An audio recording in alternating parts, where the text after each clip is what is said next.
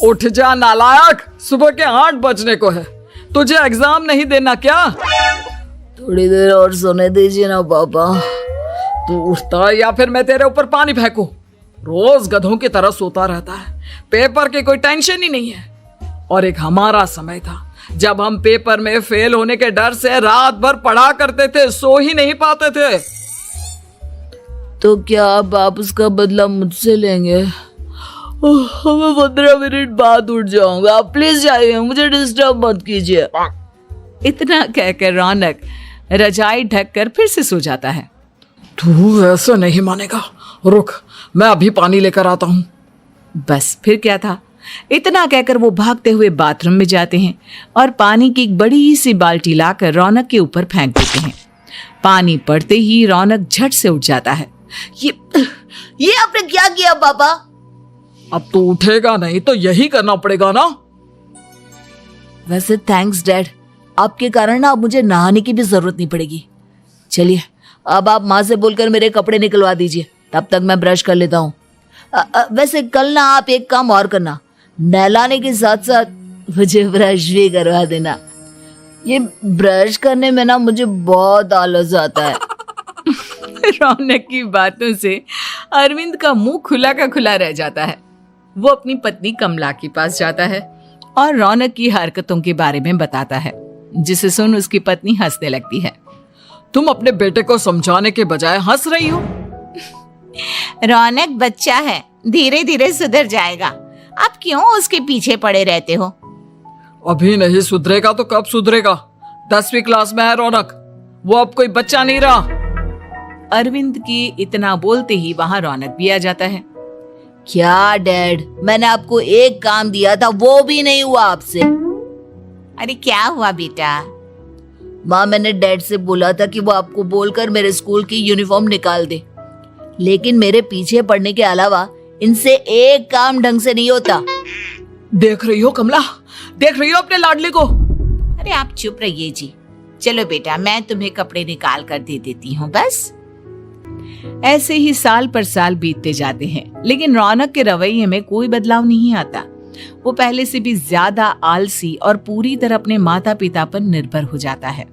2 साल बाद पता नहीं कहाँ गायब रहता है पूरे दिन, अब तक तो आ जाना चाहिए था। अरे आप इतनी फिक्र क्यों कर रहे हैं उसकी? दोस्तों के साथ खेल रहा होगा, आ जाएगा अभी। ये कोई टाइम है खेलने का? 10 बजने वाले हैं, इतनी रात में कौन खेलता है? कमला कुछ कहती उससे पहले ही रौनक वहां आ जाता है। मम्मी जल्दी से खाना लगा दो, बहुत भूख लग रही है। तुम्हें तब तक खाना नहीं मिलेगा जब तक तुम बता नहीं देते कि इतनी रात गए कहां से आ रहे हो। ओ प्लीज डैड, अब आप एसी पे प्रद्युमन बनकर मेरे सर पर बंदूक लेकर मत बैठ जाना।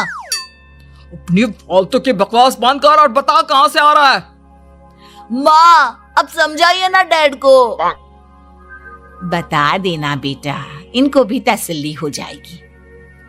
आप बोल रही हैं तो बता देता हूँ, मैं दोस्तों के साथ मूवी देखने गया था, इसलिए देर हो गई। तो इन सब चीजों में मेरे पैसे उड़ाता है? कभी 1 रुपया कमाने के बारे में सोचा है तूने? जब देखो हवा की तरह पैसे उड़ाता रहता है। माँ अब आप इन्हें चुप करा दीजिए, वरना ना मुझे गुस्सा आ जाएगा। अच्छा क्या कर लेगा? बता ना क्या कर लेगा तू? वैसे बात तो ठीक ही है, मैं कर ही क्या सकता हूँ, पैसे तो फिर भी मैं आपसे ही मांगूंगा ना। चलिए अब ये सब बात छोड़िए और मम्मी मेरे लिए खाना लगा दीजिए। अभी लगा देती हूँ बेटा। मैं बता रहा हूँ कमला, एक दिन ये ऐसे ही बिगड़ जाएगा। उफ़ो, आप क्यों इतना पीछे पड़े रहते हो मेरे बच्चे के? बात की बाद में देखेंगे, अभी आप शांति से उसे खाना खाने देंगे। अगले दिन डैडी मुझे 10,000 रुपए चाहिए। हाँ? अब इतने पैसे क्यों चाहिए तुझे? डैड आप बिना सवाल किए कभी पैसे नहीं दे सकते क्या? जब तक तू बताएगा नहीं तुझे पैसे भी नहीं मिलेंगे। अरे अब आप अपने बेटे को पैसे भी नहीं दे सकते? नालायक, तेरी उम्र के लोग नौकरी करते हैं और एक तू है जो नौकरी करने का नाम ही नहीं लेता कभी। आप लोगों के होते हुए भला मैं नौकरी क्यों करूं? अरे हम कब तक पैसे देंगे तुझे? तुझे भी तो अपने पैरों पर खड़ा होना होगा ना। कौन सा उधार के पैरों पर खड़ा हूं?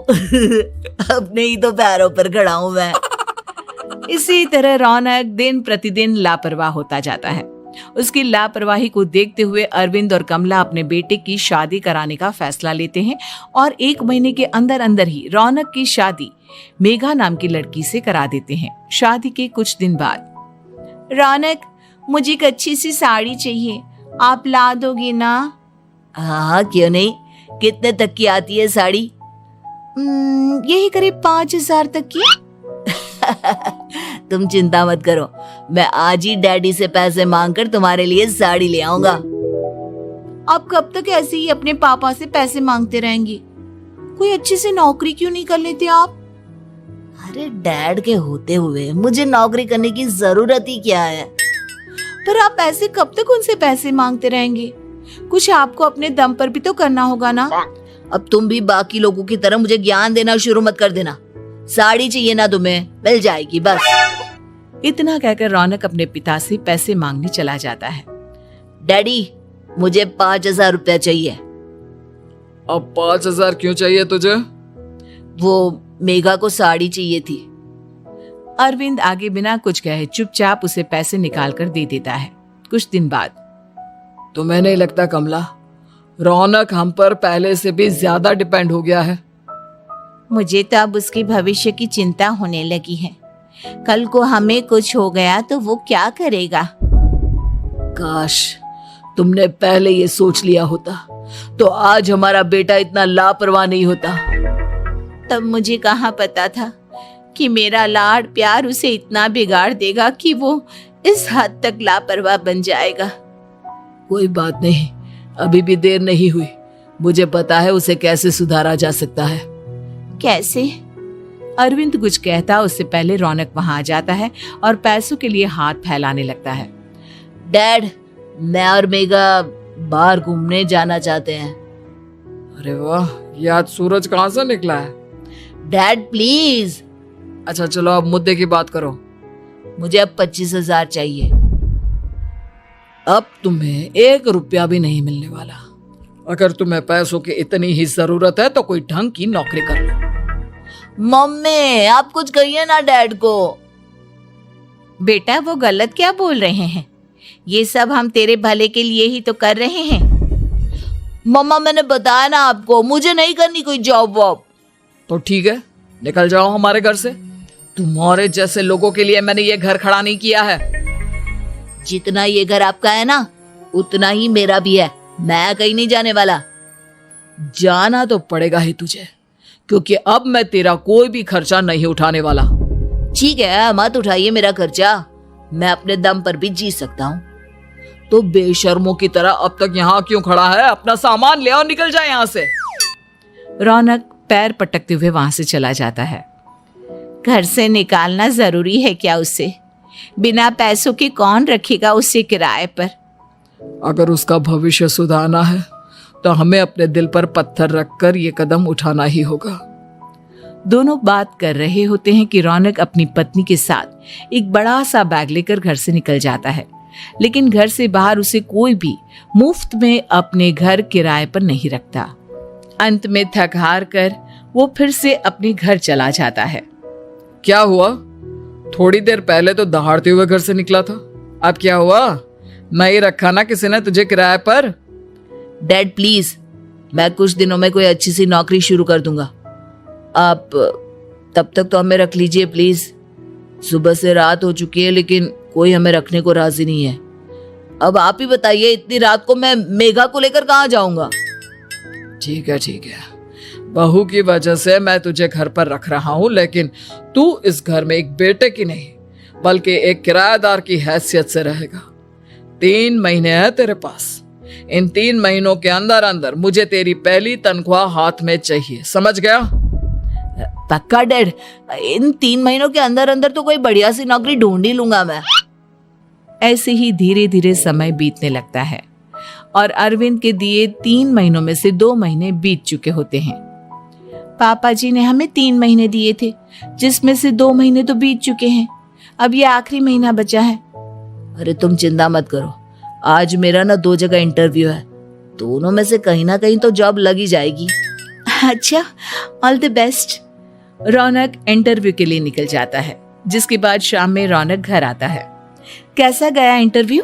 आपकी नौकरी लगी या नहीं? अरे पहले सांस तो ले लेने दो अच्छे से। बताइए ना, मुझसे तो जरा भी इंतजार नहीं हो रहा है। वो दरअसल बात यह है कि मेरी नौकरी तो लग चुकी है, लेकिन पैसे बहुत कम है। कितने पैसे हैं? 15,000। इतने में अरविंद और कमला मिठाई का डिब्बा लेकर आ जाते हैं। बधाई हो बेटा। हम जानते थे तेरी जॉब जरूर लगेगी। लेकिन मेरी सैलरी बहुत कम है मम्मा। कम है तो क्या हुआ, धीरे धीरे बढ़ जाएगी। हाँ बेटा, हम तो बस चाहते थे कि तू अपने पैरों पर खड़ा हो जाए। मतलब अब आप मुझे घर से नहीं निकालेंगे? नहीं, ये सब हमने तुझे जिम्मेदार इंसान बनाने के लिए किया था। Thank you mummy papa. अगर आप दोनों ऐसा नहीं करते तो मुझे कभी अपनी जिम्मेदारियों का एहसास तक नहीं होता। आज आपने मुझे सिखा दिया कि इंसान का अपने पैरों पर खड़ा होना भी जरूरी होता है। इतना कहकर रौनक झट से अपने माता पिता के गले लग जाता है और अपनी कमाई की पहली तनख्वाह वो अपने माता पिता के हाथ में सौंपता है। इस तरह रौनक एक गैर जिम्मेदार व्यक्ति से एक जिम्मेदार व्यक्ति